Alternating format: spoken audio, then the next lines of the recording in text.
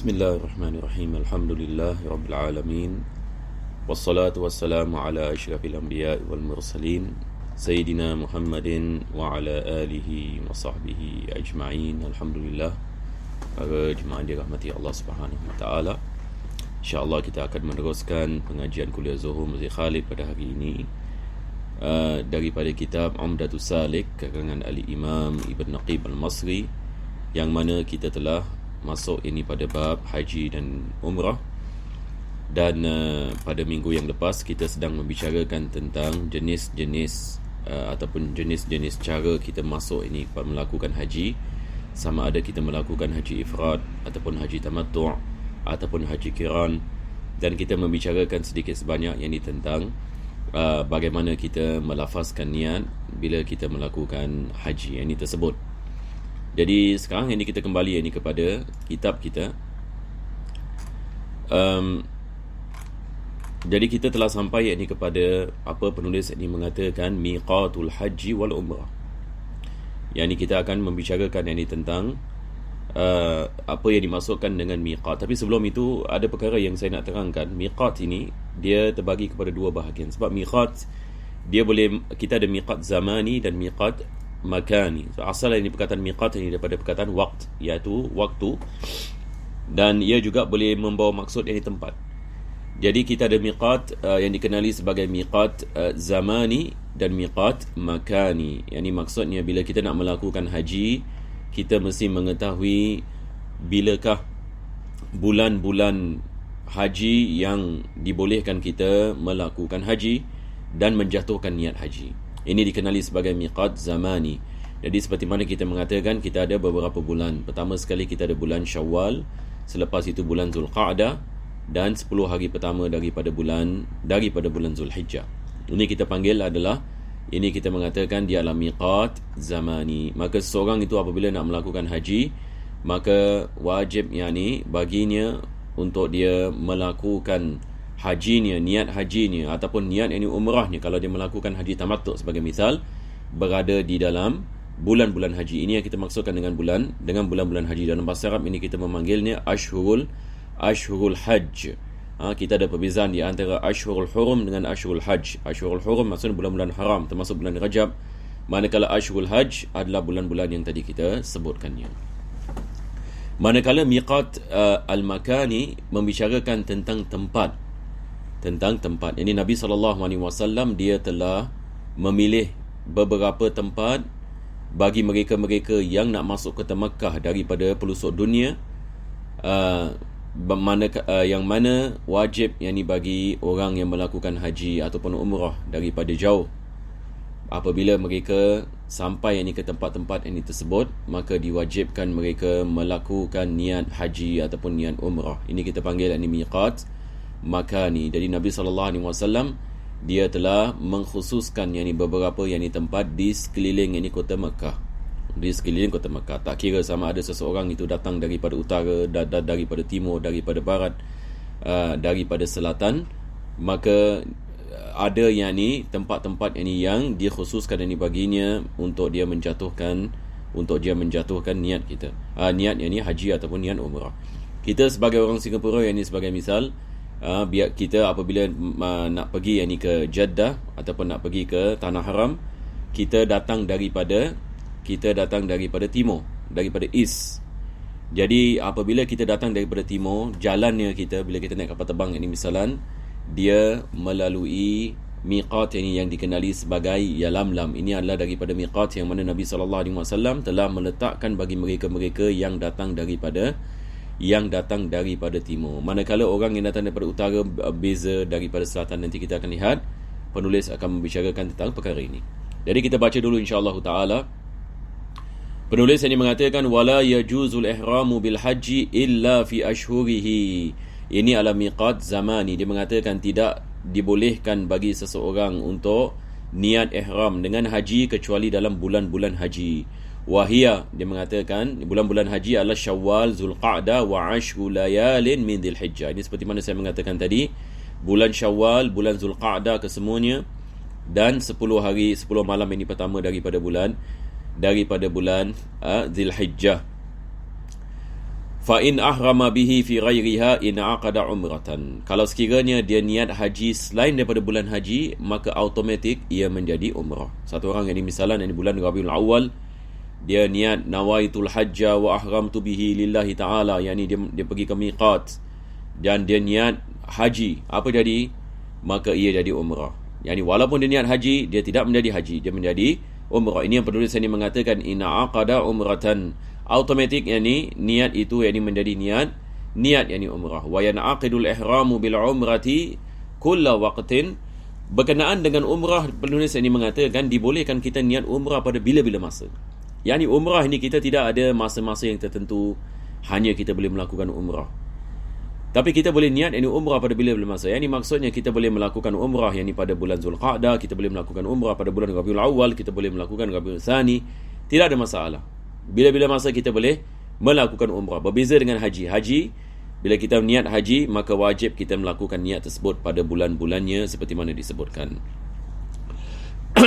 Tapi penulis ini mengatakan ada pengecualian sedikit. Yani dia mengatakan dibolehkan seseorang itu niat ihram bagi umrah pada tiap-tiap masa. Yani kulla waqtin illa lil hajil muqimi li rami biminan.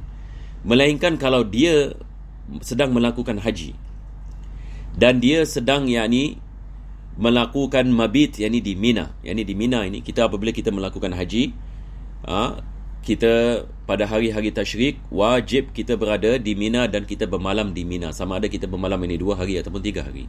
Dan di sana kita akan melontar jamrah pada tiap-tiap hari. Ini 3 jamrah ini pada tiap-tiap hari tasyrik. Maka dalam keadaan yang ini seperti ini, apabila yang ini seseorang itu dia dalam yang ini keadaan ini haji, ini maksudnya dia belum lagi habis ini tahallul. Dia belum lagi habis ini tahallul. Maka dalam keadaan seperti ini, maka diwajibkan ke atasnya yakni untuk dia melakukan tahallul yakni bagi hajinya sebelum ini dia melakukan umrah. Jadi apabila dia telah melakukan apa kita mengatakan yakni lontar ini jamrah, dan dia telah yakni melakukan ini tahallul, dan dia telah habis ini bermalam ini di Mina, maka sekarang ini masanya dia boleh keluar daripada tanah haram dan dia melakukan ini ihram dengan umrah. Jadi ini yang biasa jemaah ini melakukan. Ini misalnya orang yang melakukan haji ifrad, ini misalnya dia melakukan haji dahulu baru umrah. Jadi bilakah yakni dia melakukan umrah? Setelah dia selesai daripada mabit yakni di Mina.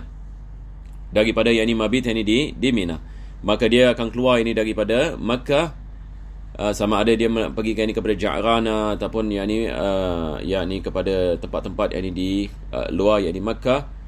Maka dia melakukan niat ini bagi umrah, dan selepas itu dia masuk kembali ini ke Makkah dan melakukan umrah. Jadi ini kalau sekiranya dia sedang ini melakukan haji, maka wajib ini dia menghabiskan yakni ihramnya di dalam haji, sebab ini dia masih dalam keadaan ihram ini bagi haji. Maka ini adalah pengecualian yang penulis ini mengatakan, yakni apabila dia mengatakan dibolehkan bagi seseorang itu melakukan umrah pada tiap-tiap masa, melainkan kalau dia masih dalam ihram haji dan dia sedang yakni melakukan mabit yakni di Minan, maka dia wajib ini menghabiskan yakni ibadatnya dan ihramnya hingga yakni dia melakukan ini tahallul tsani. Maka sekarang ini kita mengatakan dia sudah melepaskan ini dirinya ini daripada ihram ini dengan haji, maka dibolehkan yakni dia melakukan ihram ini dengan umrah.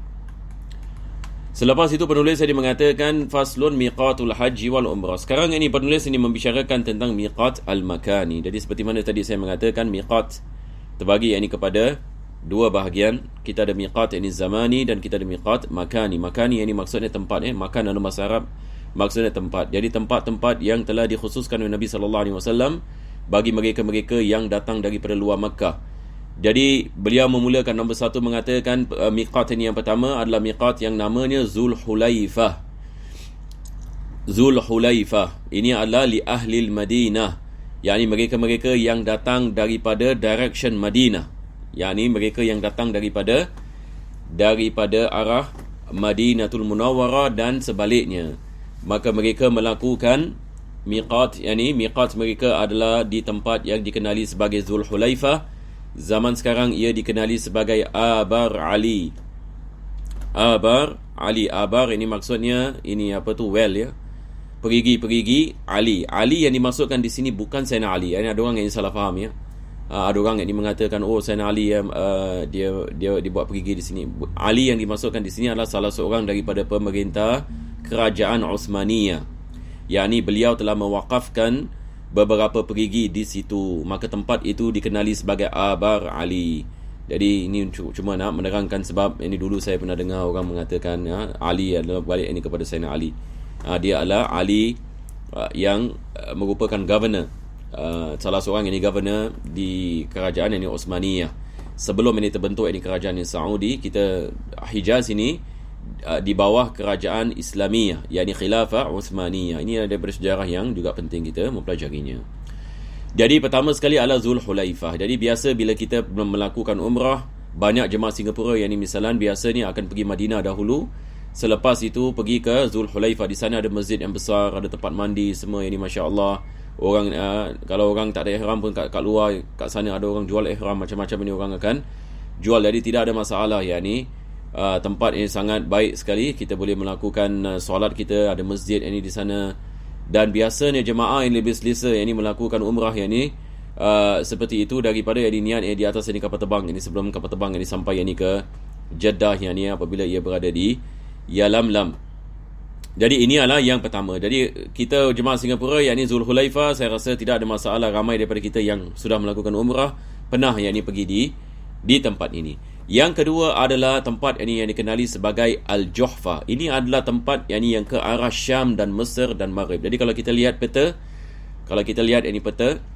kita akan lihat yang tempat ini yang dikhususkan oleh Nabi SAW, dia adalah sebelah barat sedikit.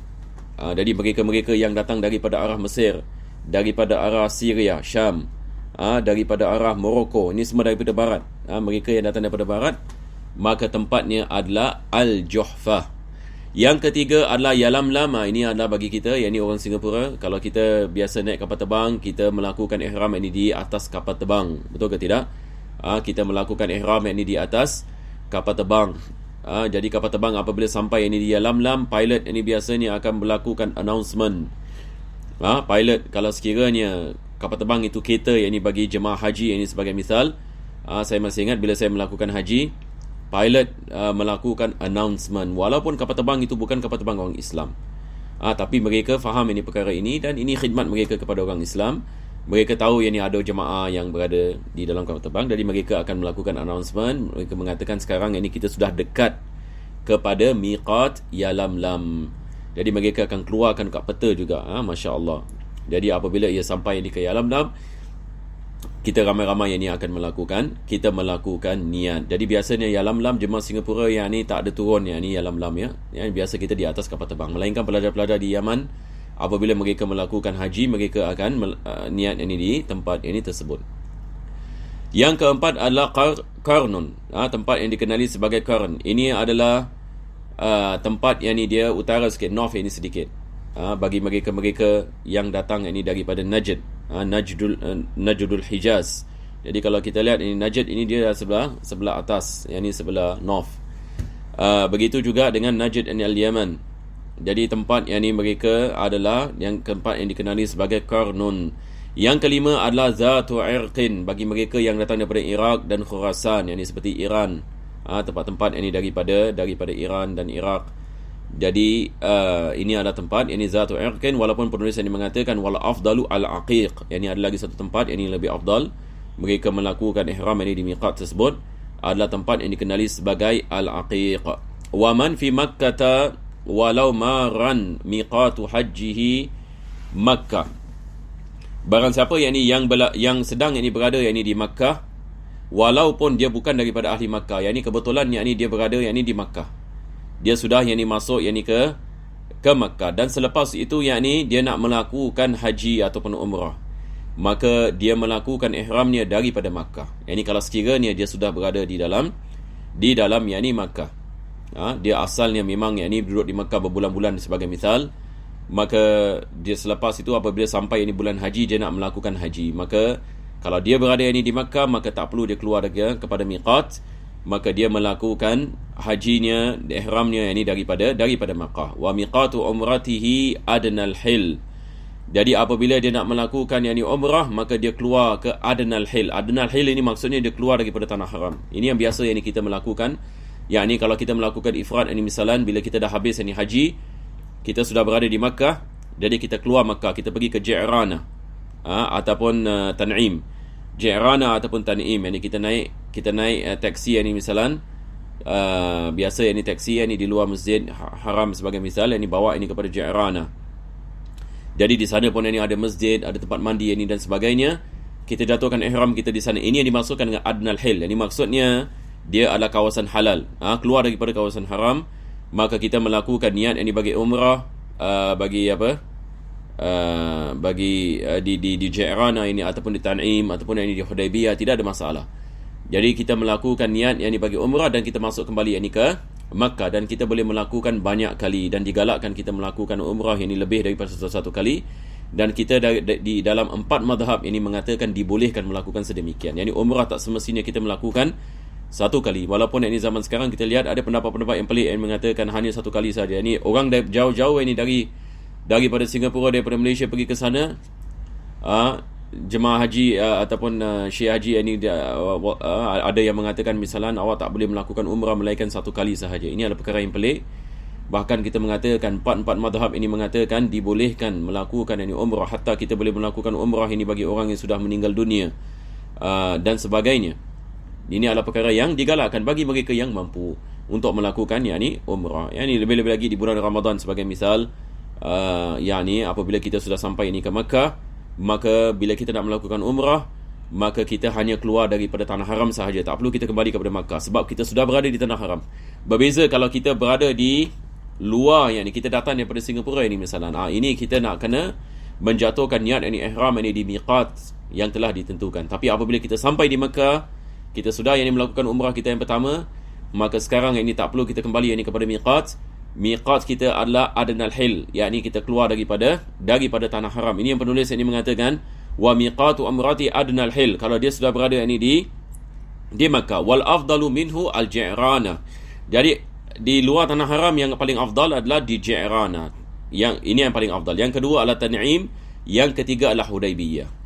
Sama ada kita pergi Ji'rana ataupun Tan'im, Hudaybiyah. Dan zaman sekarang ini masya-Allah tempat-tempat ini sudah yakni ada tempat-tempat yakni untuk orang melakukan ihram ini dengan yakni selesa. Selepas itu penulis mengatakan waman maskanuhu aqrabu minal miqati ila Makkah fa miqatuhu mawdi'uhu. Jadi barang siapa yang rumahnya dekat kepada Makkah, dekat yakni kepada Makkah daripada miqat. Jadi bagaimana dia melakukan ihram? Dia melakukan ihram yakni daripada rumahnya. Dia melakukan ihram daripada rumahnya sebab ini rumahnya lebih dekat ini kepada lebih dekat ini kepada Makkah daripada miqat. Jadi dia punya, kita mengatakan dia punya niat ihram miqatnya adalah rumahnya sendiri. Jadi dia melakukan yakni di rumahnya. Ini berdasarkan dengan ayat ini dalam Al-Quranul Karim yang mana Allah Subhanahu Wa Taala apabila membicarakan tentang hadirin Masjidil Haram, mereka-mereka yang tinggal di Makkah dan juga mereka-mereka yang tinggal masafatul qasr daripada had tanah haram. Jadi masafatul qasr ini sikit lebih kurang 90 km. 90 km yakni daripada tanah haram. Maka yakni mereka dikirakan yakni sebagai orang yakni yang tinggal yakni di Makkah. Jadi apabila yakni mereka melakukan haji ataupun umrah, maka mereka melakukan niat yakni ihram yakni daripada rumah mereka. Begitu juga mereka-mereka yang mana rumah mereka lebih dekat yakni kepada Mekah ini daripada miqat. Wa man salaka tariqan la miqata fihi ahrama idha hadha aqrabal mawaqit ilaih. Bagaimana pula kalau sekiranya seseorang itu nak melakukan haji ataupun umrah dan daripada negerinya misalan, dia apabila berlalu untuk pergi yakni ke Makkah, dia tidak ada miqat, dia tidak sampai yakni kepada mana-mana miqat yang telah ditentukan oleh Nabi. Maka jawapannya di sini adalah dia melakukan ihramnya ikut paralel yakni miqat yang terdekat. Jadi sebagai misal yakni satu orang yakni dia daripada arah yakni Madinah sebagai misal, tapi dia tak dekat dengan Zulhulaifah. Jadi bagaimana dia nak melakukan ihramnya, maka dia melakukan ihram paralel dengan Zulhulaifah. Boleh faham insya-Allah ya? Paralel dengan Zulhulaifah. Jadi Zulhulaifah misalnya ini lagi 30 km. Jadi dia tahu yang di tempat ini dia sama bandingannya dengan Zulhulaifah. Sama bandingan. Kalau kita draw satu line yang dekat map, maka ini adalah tempatnya. Maka dia melakukan ihram di tempat ini. Dia melakukan ihram yang di tempat ini. Jadi kalau kita lihat map, miqat yang ditentukan Nabi SAW, dia seperti bulatan. Jadi in between ini kita boleh draw satu line.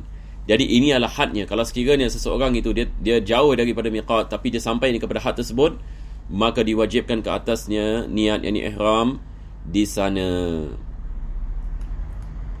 Selepas itu beliau mengatakan wa man daruhu ab'adu minal miqati ila al-Makkah fal afdalu an la yuhrima illa minal miqat wa qila min darihi.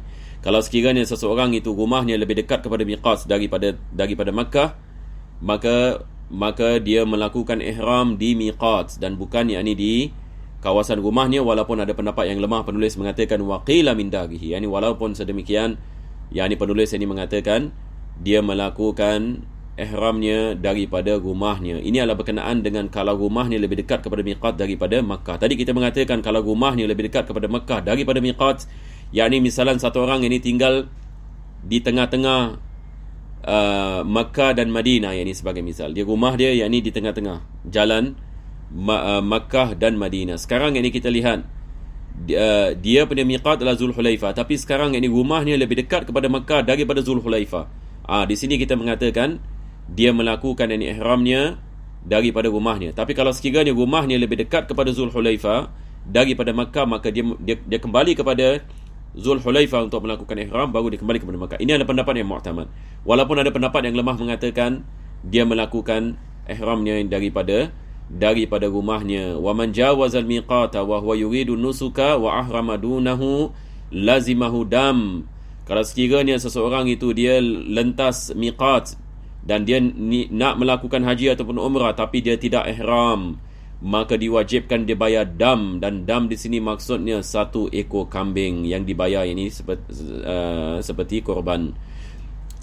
Dia adalah 1 ekor kambing. Ini yang dimasukkan dengan dam. Dam dalam bahasa Arab ini maksudnya darah. Yang ini maksudnya wajib, yang ini dia mengeluarkan seekor kambing. Sebab ini dia tidak melakukan ihram di miqat. Jadi dalam bab haji kita mengatakan melakukan ihram di miqat adalah daripada wajibat. Walaupun hajinya tetap sah, tetapi dia telah melakukan dosa kalau dia melakukannya dengan sengaja, dan diwajibkan dia menampalkan perkara tersebut dengan membayar seekor kambing. Fa in 'ada ilaihi muhriman. Tapi kalau sekiranya dia kembali kepada miqat, yakni dia dah cross miqat, lepas itu dia kembali kepada miqat sebelum yakni dia melakukan ibadat-ibadat haji ataupun umrah, maka tidak diwajibkan dia mengeluarkan dam. Ini syaratnya, dia nak kena kembali kepada miqat. Ini sebagai misal satu orang yang ni dia daripada Madinah dan dia nak melakukan haji. Jadi dia tidak melakukan ihram yang ni di Zulhulaifah. Dia dah keluar yang ni Zulhulaifah. Apabila dia nak dekat sampai ini ke Makkah, dia niat yang ni ihram. Tapi selepas itu dia mengatakan saya nak kena bayar dam. Bagaimana dia nak mengelakkan dirinya daripada bayar dam? Dia nak kena kembali yang ni ke Zulhulaifah. Dia nak kena kembali yang ni kepada Zulhulaifah dan melakukan yakni ihram ini di sana, maka dengan itu dia tidak perlu membayar dam. Wallahu a'lam bissawab. Kita berhenti di sini insya-Allah. Kita akan meneruskan insya-Allah pada minggu yang akan datang kepada yang seterusnya. Alhamdulillahirabbil alamin. Allahumma salli wa sallim ala sayyidina Muhammad wa ala ali sayyidina Muhammad. Rabbana atina fid dunya hasanah wa fil akhirati hasanah wa qina azabannar. Sallallahu ala sayyidina Muhammadin wa ala alihi wa sahbihi wasallam. Walhamdulillahirabbil alamin.